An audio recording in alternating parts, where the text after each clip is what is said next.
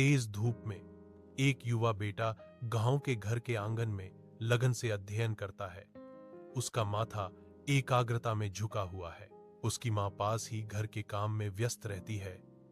उसके चाल चलन किफायती और अनुभवी है।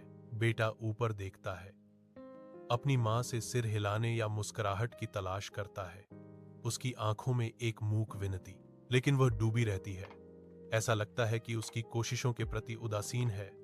उसका चेहरा एक अचल मुखौटा है। उसकी आशावादी अभिव्यक्ति थोड़ी फीकी पड़ जाती है। निराशा की एक झलक उसके युवा चेहरे पर छा जाती है। एक छोटी सी झोपड़ी की धुंधली रोशनी में एक युवा बेटा अकेला बैठा है। उसके कंधे पर एक थैला लटका हुआ है।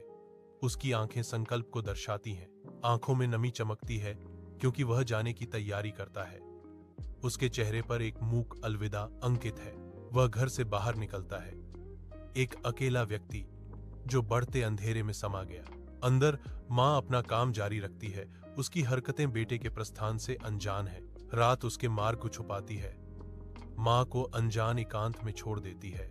विशाल शाम के आकाश के नीचे मां अपने घर के खिलाफ सिलहूट में खड़ी है। उसका आकृति दुख फैला रही है। उसकी आंखों में आंसू भर आते हैं क्योंकि वह क्षितिज को देखती है। उसके अंदर एक मौन चीख उठती है। सितारे ऊपर व्यंग्य से टिमटिमाते हैं। उसकी बढ़ती निराशा और भारी अकेलेपन के प्रति उदासीन। बेटा, तुम कहां हो? वह चिल्लाती है। उसकी आवाज असहनीय दर्द से कांपती है, खाली हवा में गूंजती है। उसके कांपते हुए हाथ बाहर निकलते हैं, फीके होते प्रकाश को पकड़ते हैं, क्योंकि वह अज्ञात की खाई का सामना करती है। उसे दिल दहला देने वाली स्पष्टता से एहसास होता है कि वह शायद अपने बेटे को फिर कभी नहीं देख पाएगी। उसकी दुनिया हमेशा के लिए अंधेरी हो जाएगी।